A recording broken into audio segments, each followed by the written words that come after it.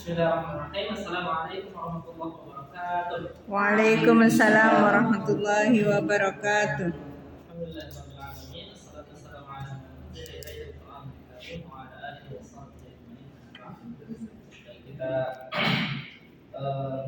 mulai presentasi kali ini dengan membaca basmalah bersama-sama. Bismillahirrahmanirrahim. Kita pertama-tama pembahasan kita pada presentasi kali ini adalah Mau mendaki gunung ya Iya, Kang Faris nih ini inspirasinya. Yang kita bahas adalah desain program tahunan. Jadi sebetulnya banyak desain ya. Ada program tahunan, semesteran, triwulan, bulanan, gitu ya. Nah, secara umum ini akan dibahas pertama ketika rapat awal, yaitu program tahunan. Desain program tahunan atau DPT sekolah adalah rencana menyeluruh yang merinci kegiatan pembelajaran, penilaian, dan pengembangan siswa selama 1 tahun. Sebetulnya program tahunan itu tidak hanya ada di sekolah saja, tapi banyak di organisasi lain pun ada program tahunan. Karena kan setiap organisasi tentu mempunyai visi dan misi dan merumuskan bagaimana cara untuk mencapai itu kan. Nah, yang kita akan bahas adalah DPT yang ada di sekolah. Nah, yang pertama kita bahas pertama adalah teknik penyusunan program tahunan. Jadi sebelum menyusun program itu nggak bisa kita langsung kita pengennya ini nggak bisa. Tapi kita harus menganalisis dulu. Yang pertama analisis dari tanggal dari kementerian, tanggalan dari kementerian. Nah, kalender akademik. Nah, ya. Jadi kita lihat dulu dari kalender akademik dan juga selain dari kalender akademik apa yang dibutuhkan oleh sekolah tersebut. Nah, misalkan sekolah ini cirinya sekolah Islam, berarti kan butuh ini. Nanti kan disusun selama 1 tahun itu apa saja yang akan dimasukkan gitu. Nah, itu analisis kebutuhan. Dilihat kebutuhan apa saja yang dibutuhkan sekolah. Misal sekolah itu butuh pengembangan ekstrakurikuler. Nah, nanti akan dimasukkan di situ. Terus misalkan ada pagelaran kesenian biasanya atau field trip. Sekarang kan udah keluar sekolah kan belajarnya. Nah, itu harus direncanakan dari setahun yang lalu untuk tahun depan gitu ya.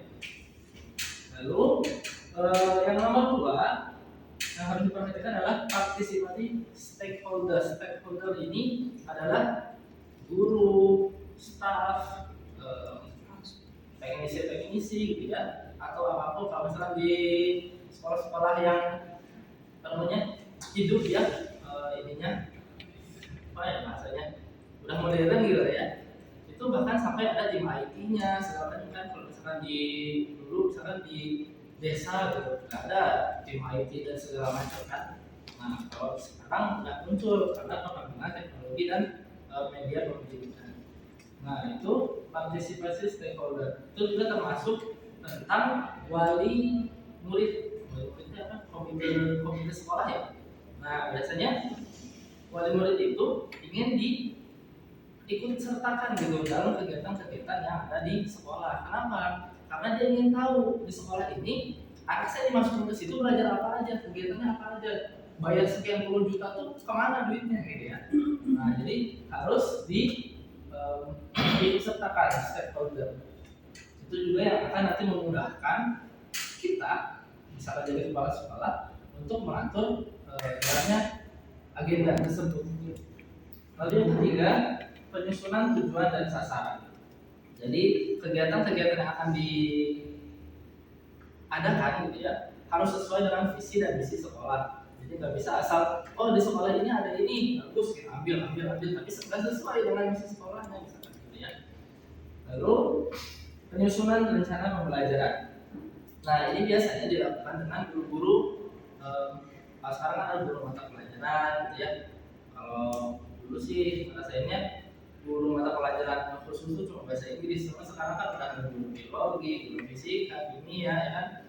Nah, yang di handle sama apa namanya guru kelas tuh sekarang sudah terbatas gitu. Karena ada guru spesialisasinya. Lalu alokasi sumber daya. Jadi ini terkait juga dengan anggaran yang akan dikerjakan selama 1 tahun ke depan. Kita tuh punya anggaran dari mana saja, apakah ada dari dana bos, ataukah pembayaran siswa gitu kan. Nah itu perlu diperhatikan. Jadi ketika kita merancang sebuah kegiatan, kita memperhatikan juga apakah bisa terlaksana dengan dana yang kita miliki. Jangan pengen acara megah, acara besar, tapi nggak ada dananya, akhirnya apa? Susah. Nah, itu yang kadang dipakai di pemerintahan. Nah itu. Mana direkam ya?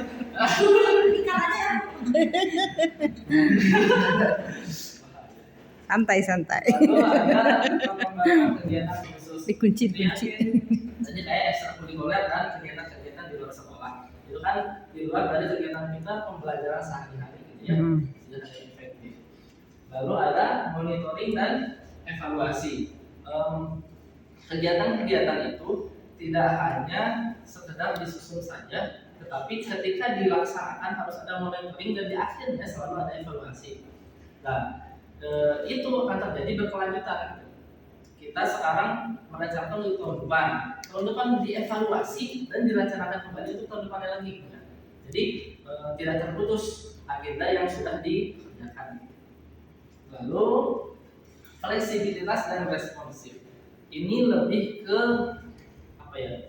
penyesuaian ya. Karena ada waktu-waktu yang sekiranya tidak terprediksi dari awal gitu ya.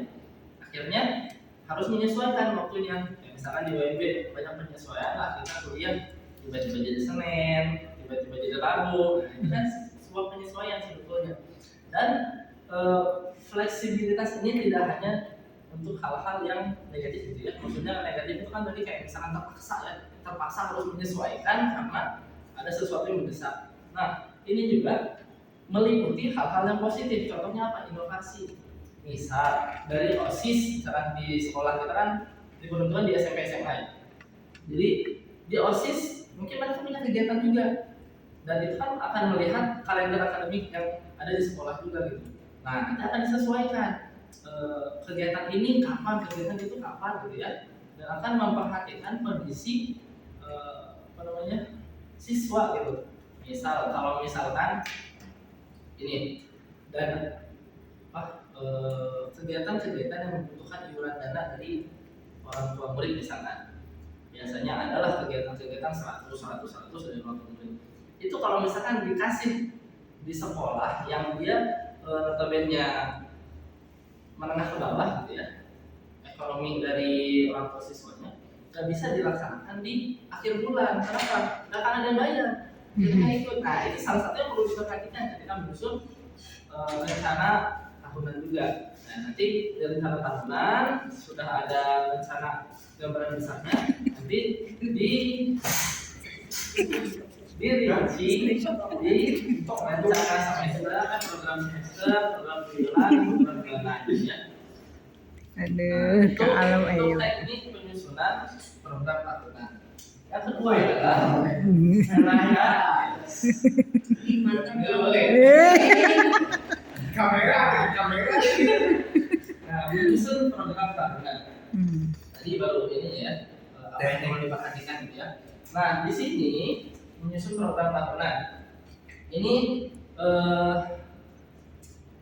lebih ke detailnya. Nah, tadi kan dijelaskan secara lisan. Nah, di sini tulisannya menelaah kalender pendidikan, ini yang perlu diperhatikan. Jadi ketika menyusun program tahunan gitu ya. Nah, lalu ciri khas atau kebutuhan sekolah tadi, setiap sekolah, setiap daerah punya kebutuhan masing-masing. Nggak bisa semuanya disamaratakan gitu ya. Lalu memperhatikan hari libur. Hari libur ini penting. Nggak bisa kita kalau misalkan kuliah santai dulu ini tanggapannya awas. Nggak bisa ya. Harus Mau mendaki.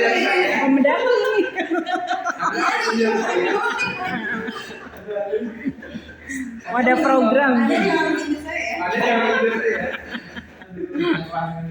Nah, hari libur, jadi kan kalau di kalender akademik itu ada libur semesteran, ada libur tengah semester.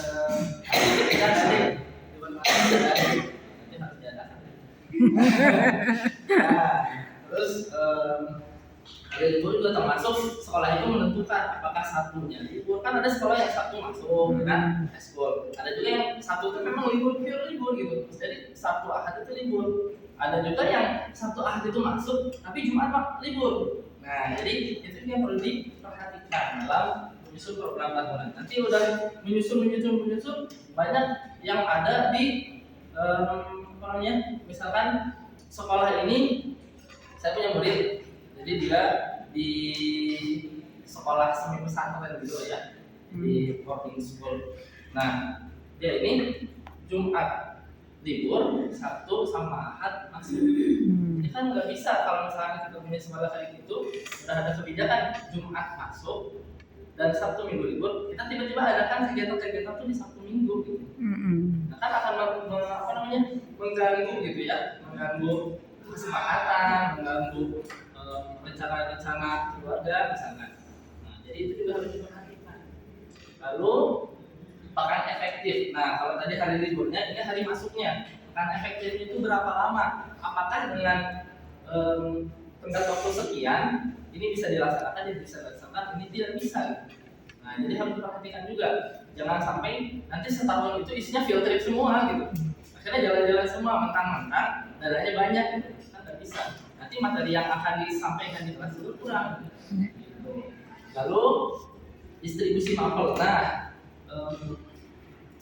kan mata pelajaran itu banyak, apalagi SD sekarang ya, atau adik saya sekolah di Persis itu mata pelajaran SMP itu sampai puluhan, sampai 30-40. Itu kebayang seminggu itu berapa lama dipelajari gitu kan?